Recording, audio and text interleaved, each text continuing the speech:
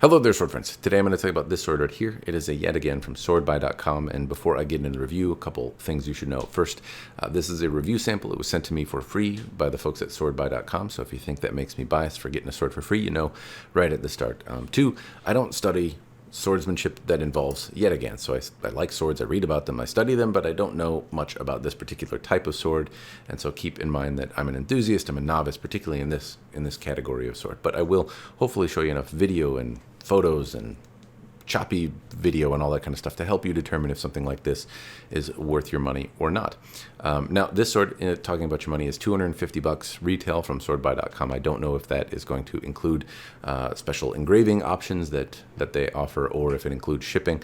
But those are costs that may be incidental costs that you will have to incur if you want to buy one or have it customized.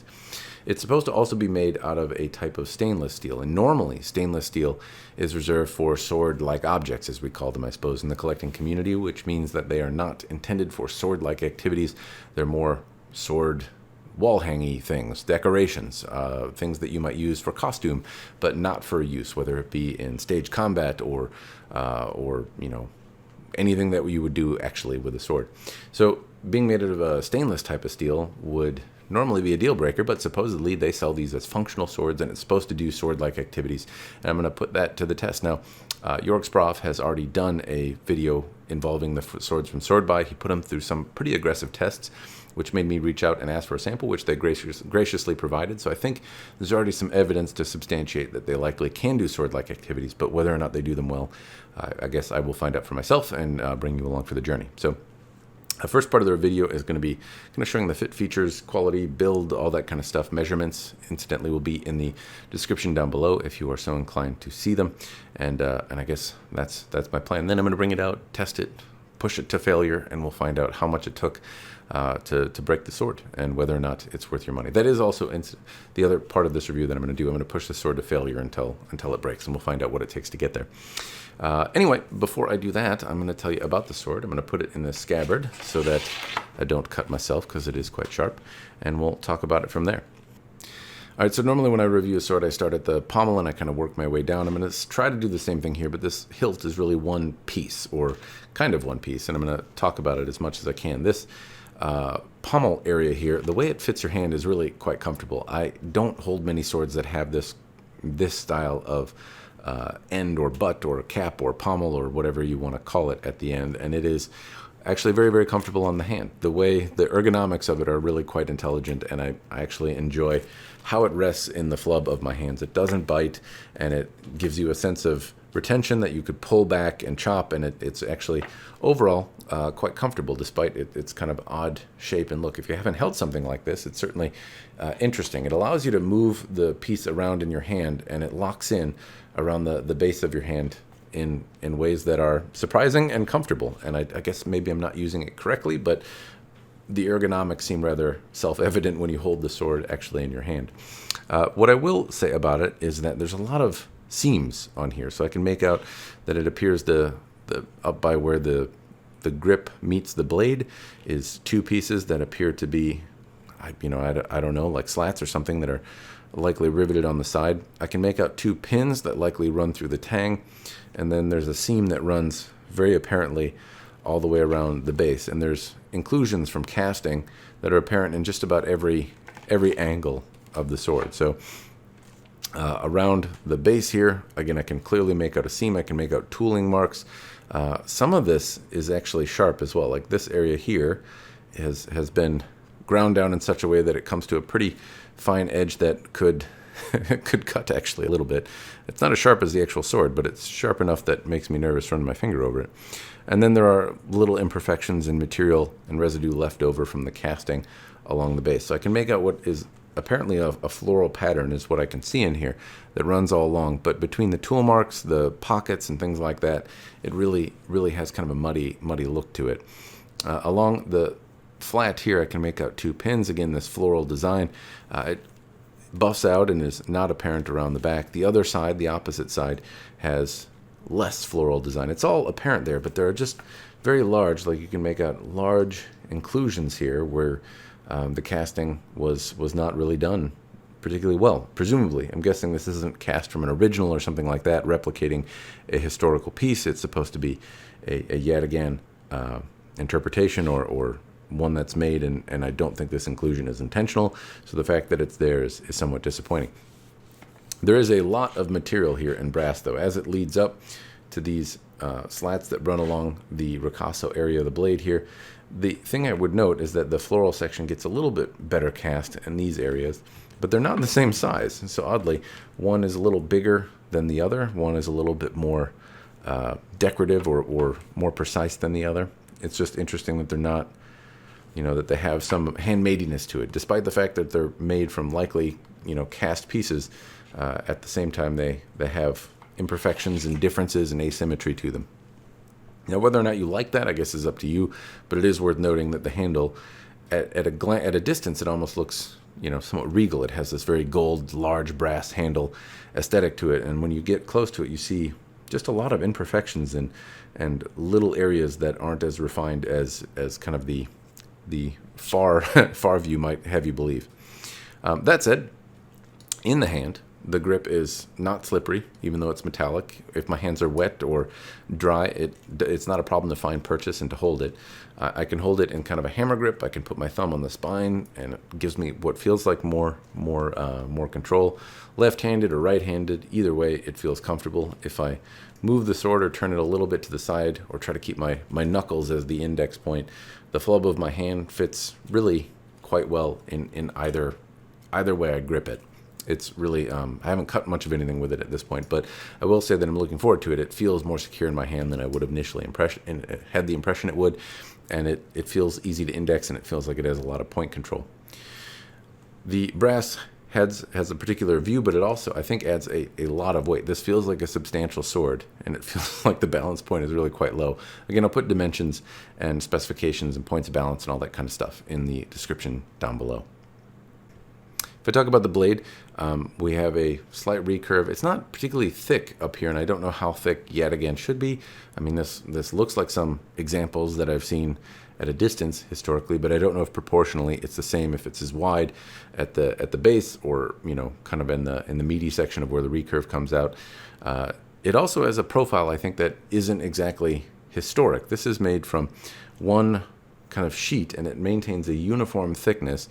Now, often distal taper is used as a measurement of quality, and it's been going around in some of the circles of sword review and chat lately that not all swords had distal taper. I don't frankly know if Yatagan do or don't, but the examples I've been able to find historically do, and they don't have the same kind of taper that I'm seeing here. This is one kind of flat sheet of metal that's been cut into the shape of a Yatagan style, then sharpened, actually pretty well. It has a pretty good edge on it, sharpened in such a way that it comes down and has an angle. But other Yatagan seem to have thicker stuff at the base of the blade. They taper down when they flex. I don't know if they flex in the middle. Often you want swords to kind of flex around the cutting profile area, and they have a lot of times like a one single bevel on them, or at least more dimension and shape and fullering and things like that. And I don't see any of that here. This is one sheet of steel that's a pretty uniform thickness all the way out to the end. There's not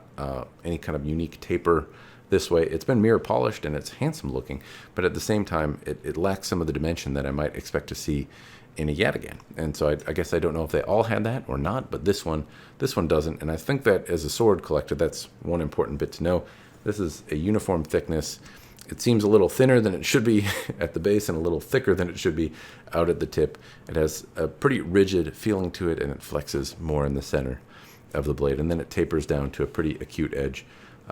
And there's a lot of tool markings, incidentally, in the edge. The other is kind of mirror polished, but there are a lot of tool markings and things like that where the sharpening is taking place. So they're doing it with a pretty coarse belt, at least from what I can tell.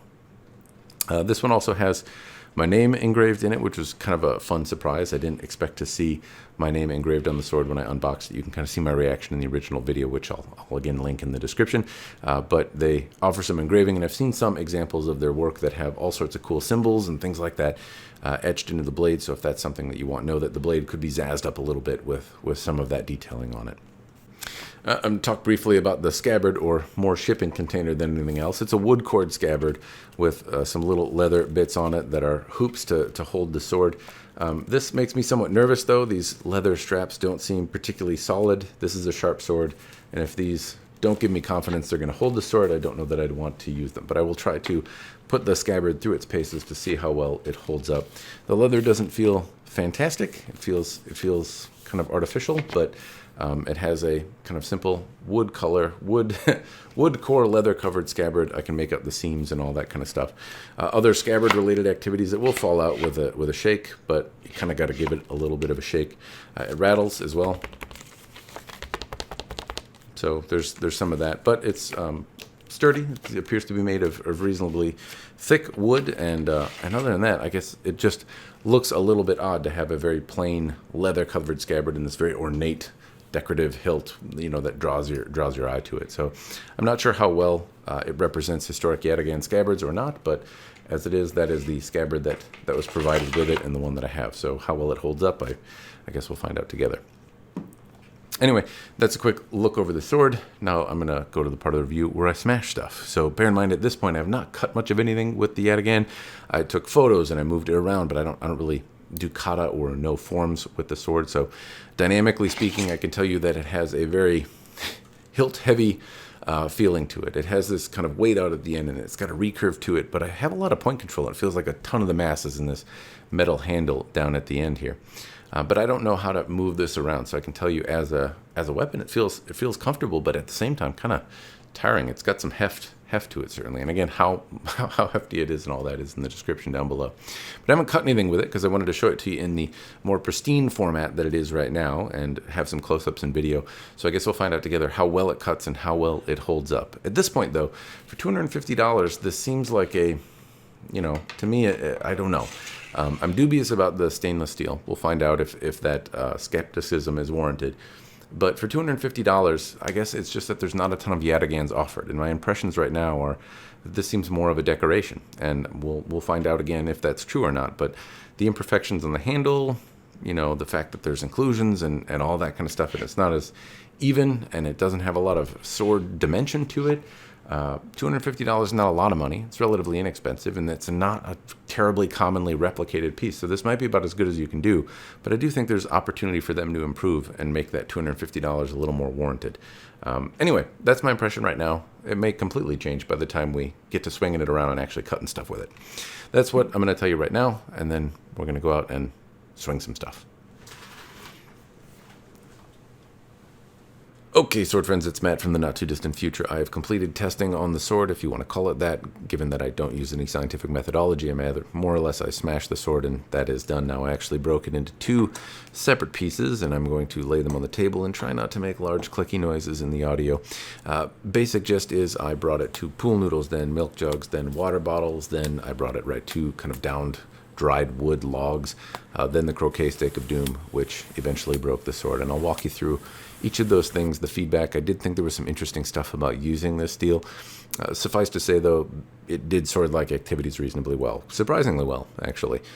So I'll talk on that. Now, before I do, some notes. This is a pretty uniform thickness, which I believe I've mentioned earlier, and it has a large brass handle, which obviously changes around some of the proportions and weight and things like that, because this is a very substantial amount of metal, and now that the handle has kind of come apart somewhat, I can see that it is, pretty solid scales. They're not in any meaningful way hollowed out or something like that. So what I can tell you, though, is that it has come apart because this central little peg here, which I thought was going all the way through, doesn't look like it went all the way through. It looks like it was two separate pegs that were kind of maybe sandwiched in the middle, and they thought that maybe it wouldn't come apart, and it did. This one appears to have held, as has these two, or maybe it cracked in the middle. It's really tough for me to tell based on what I'm seeing, but I think they couldn't get a piece of brass all the way through, and they hammered it on either side, kind of meeting in the middle, thinking that that would be enough to keep it, which normally it would, but it didn't in this case. It started really coming apart when I started throwing the stuff at a tree.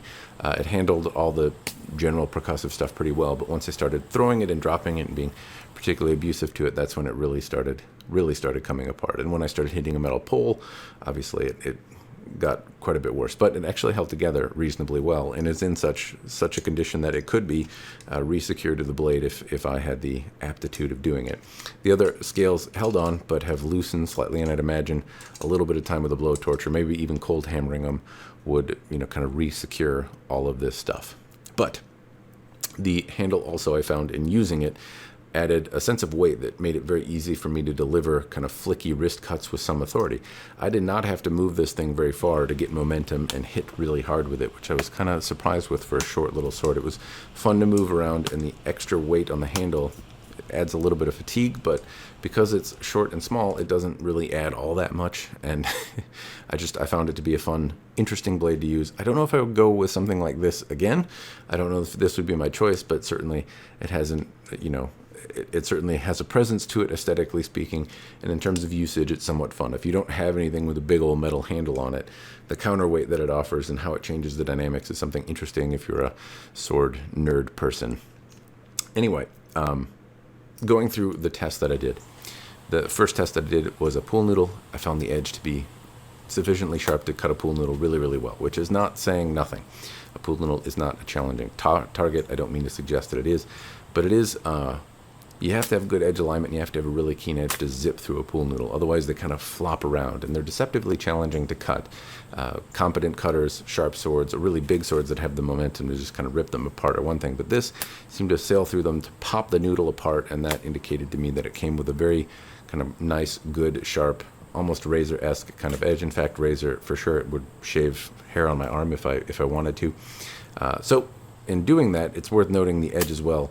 It appears to be a flat piece of steel, and then this is a pretty done with coarse tools, I would say. So I can make out tool markings, and obviously it's not a polished edge or anything like that, and that might have some relevance. Somebody has speculated that the tools used to make this, given that it's somewhat coarse, cause micro serrations, and that can aid in edge retention. I don't know enough about edge retention or microstructures and micro serrations and things like that to really say.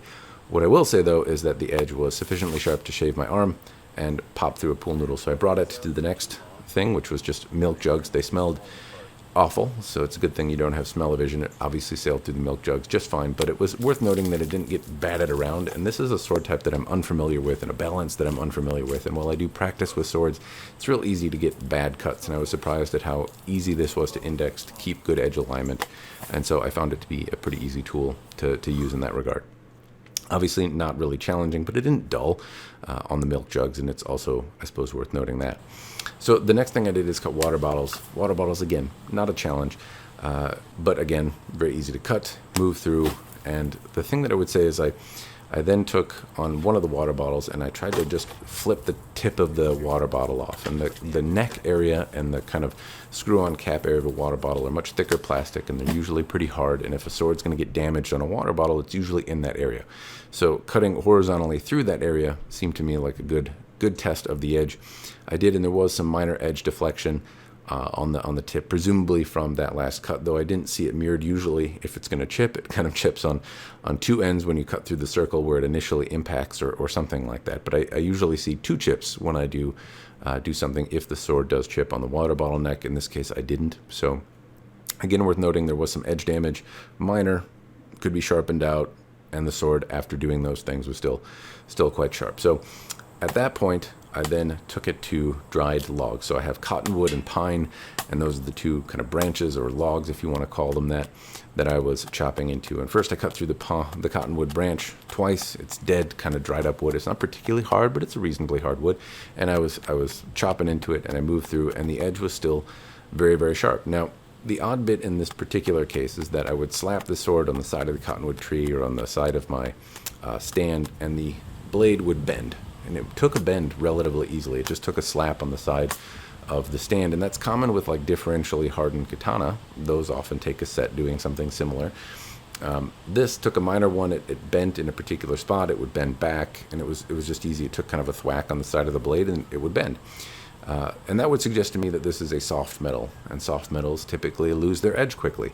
And so in chopping into the wood, I then tried to shave hair on my arm again, and it shaved. So It didn't lose, and obviously I haven't done a huge amount of chopping, but I chopped through the branch twice, then used that area and tried to shave my arm, and it was still shaving sharp, which would suggest to me that it has some level of edge retention, albeit those are not a huge amount of cuts, but I'm doing bad cuts into hard dry wood horizontally or sometimes with the grain, but not necessarily with a lot of care for the edge.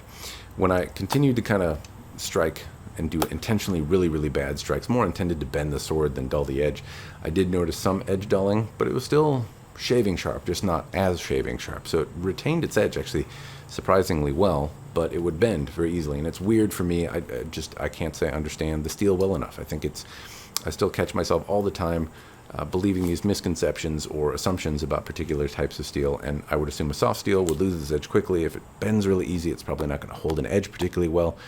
And this maintained a pretty razor edge through much of the wood cutting and still remained pretty sharp coming out the other end of it. And other swords have not done that with katana and the like. If they're made to be razor sharp and then I try to chop through tree branches and things like that with them, inevitably by the end of the test they don't shave necessarily. They'll still cut through paper, they'll still be very sharp, but they won't be effectively sharp to remove hair in a shaving motion. So that was surprising. I did not expect it. The edge did diminish, but not in a way that I would call particularly substantial. So bends really kind of easy and retains an edge reasonably well. And some of that is good and some of that is bad. I would say bending is not what I expected. Maybe for a through-hardened blade, I kind of expected it to be a little springier. That wasn't the case. It has kind of similar properties to what I would call differentially hardened blades in the katana realm that I deal with. It's pretty rare for me to take a non-Japanese, non-differentially hardened blade, smack it on the side of a stand, and have it take a set. That's odd, I guess I would say, given that these do not appear to be differentially heat-treated, and from the cross-section and the grain structure, it doesn't appear to be that way either. But anyway, oddities in the testing. I hope you find that information somewhat useful. I then, after chopping wood, decided to throw it at a tree. That's where I started to see the handle separate a little bit, where most of this damage started to happen with the grip diminishing. I wouldn't say that it took a bend particularly bad, and the tip remained pretty straight and sharp as well. It's not a particularly dainty tip, but it's worth noting I thrusted it into my stand, I thrusted it into a tree, I thrusted it into branches and kind of twisted. The tip didn't bend or deform in any kind of meaningful way, so it remained pointy, which is quite good. And I did some kind of glancing tip cuts, intentionally trying to bend the tip over or diminish it in some way, and it didn't do that. So that was surprising. And I found it very easy to index, very easy to thrust with, very easy to get that tip exactly where I wanted it to go. Not necessarily you're going to see that in the video, but I was surprised at how well it held up. So at this point in the test, I have some mixed feelings about it. Takes a bend easier than it should, but holds an edge better than I would have expected. In either case, it isn't a fragile little dainty thing. It's done sword-like activities like a sword should. You might not like that it bent a little bit, or you might be expecting the edge to hold up even better, but I was kind of thinking that stainless steel swords might be overly brittle and just shatter or break up before doing any of this kind of stuff. And it didn't. And you might have expected it to bend or flop over, be much softer, and it wasn't. It did sword-like activities. Taking a bend is something that happened to swords in history, happens with bad cuts to experienced swordsmen with good swords, and edge retention, at least as far as I'm concerned, seemed to be pretty good. Now moving on to the destruction portion, I took it to the croquet stake of doom, and interesting things again started happening here. So obviously I'm expecting it to be damaged. I hit the croquet stake of doom, and it produces a pretty sizable chip or roll or diminishment in the edge. It looked like a pretty sizable chip to me, in that the edge just clean broke off for the most part. About 1 millimeter deep, maybe a little bit larger, and a pretty wide section, the width of the croquet stake. It seemed to be biting into the croquet stake a little deeper than what I would typically see. The results in the croquet stake seem to be pretty substantial as well. Not a huge amount, but to some small degree, though maybe more surface areas contacting it, given that this is a recurved edge. I couldn't say for sure if that's the case. But the next thing that I'll mention is that obviously it damaged it pretty quickly. I was expecting that. It was falling in line there. Several other strikes, I continued to put a lot of force on the edge, and just chunks of it would break off. And there was one really big chunk that broke off that almost turned this into like a bottle opener looking kind of thing. A big old chunk of it, roughly about 1 inch across and maybe half or 1/4 inch deep, probably closer to a 1/4 inch deep, right around the thickness of the edge, which I would call about a 1/4 inch, broke out, and it was a sizable chunk. But the sword did not break when I continued to strike with that large bit of edge damage, and this chunk was stuck in the croquet stick of doom, which was kind of fun. It's not something that I've seen that big a chunk kind of bite out and remain in the metal target that I was cutting. So that was fun to see. I continued striking. It didn't break. I turned it around and kind of made a dramatic pose of turning it around and striking it on the back. And interestingly enough, it did not break. So if I do my little piece together thing here so that you can see where things broke. It did not. I was trying to break it. I thought for sure it would break where the large chunk had broken up, but it broke much further up on the tip area here. And so this was the first break. It came off up here, which was not what I was expecting, given that most of the damage occurred in a lower area. And then I turned it around and continued to strike, and I gave several more bits of edge damage, and then I flipped it around on the backside and continued striking, and you can kind of see where I did a lot of the damage, really kind of whacking it into the side. It took quite a while, and then eventually it broke again. Just not where I was expecting. I thought it would break here, live and learn, I guess. But in all cases, it remained still very chop-centric and effective. I mean, this could be really, I suppose, fixed to some degree. I could put a new tip on here, and then pound this handle back together and back into shape, and I'd be have a shorter weapon, but still something totally effective, something that wouldn't be certainly as good as it once was, but something that could still have some shelf life for some usage. So, and as it is, I can still hold the thing, albeit with the grip as it is, uncomfortably, and hit stuff with it. It's not as effective by any measure, but it's still to some degree functional, albeit at a reduced capacities. All right, so that's all the testing and usage that I have. Hopefully the video has given you enough information to decide if something like this is worth your money or not, but it's time for me to answer that question myself. Do I think it's worth the $250 asking price for the sword? And my short answer is yes, but I'm a little bit on the fence about it. It did do some things that surprised me. I did not expect it to hold up as well as it did, and it did. It took a bend a little easier. It took some edge damage, perhaps easier than you'd like to on a water bottle, but it also held an edge better, and certainly I think we could all say that it held up to some very aggressive usage, better than some other swords that I've tested. So as it is, even though it's a stainless steel sword, it did sword-like activities just fine.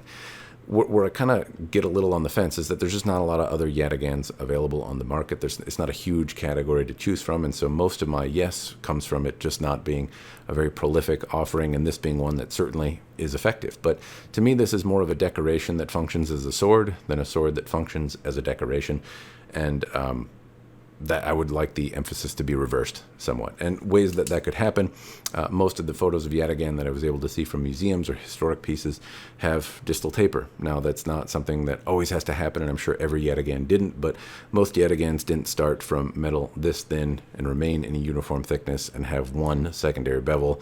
That isn't how a lot of them, at least as I've been able to find from what research I've done, doesn't seem to be a common shape. This looks like it was cut to the shape of the Yatagan, then given an edge, and that edge held up well, and the shape did a good job at cutting stuff. But if it were a thicker metal and showed some more taper and elements of construction and some of the unique geometries that are held in Yatagan shapes, that would be interesting. The build quality on the handle as well, not the greatest. It'd be nice if maybe these weren't made from 4 separate pieces, but were made from 1 or 2. Obviously, I think there's some opportunity for improvement. This rivet or peg that went through here wasn't fully secured, and that would be an opportunity to just a simple fix to make it better. But I think the casting quality on this is also a little subpar. It didn't hurt my hand. It was functional, but obviously it's a little worse for wear at the moment, albeit I've abused it substantially, but some of the casting details on here I think could be certainly better. Anyway, those would be things that I think would put a little bit more emphasis on this as a sword than a decoration that functions as a sword.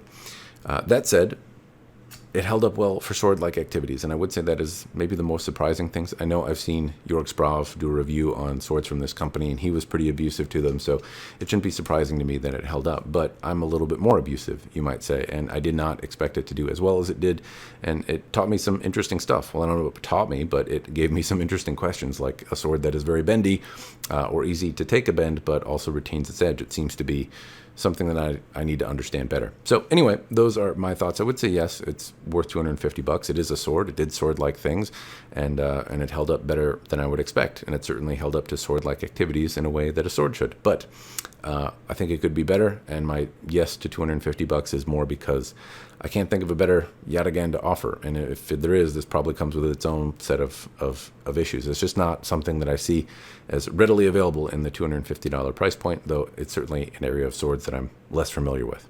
As it is, it did things, and the aesthetic issues that I might have may not be things that you would be peckish about. So if you like what you see, then I will include links in the description down below where you can go find one yourself. Anyway, that's all I've got for the video. Hopefully it's been interesting, and cheers. Thanks for watching.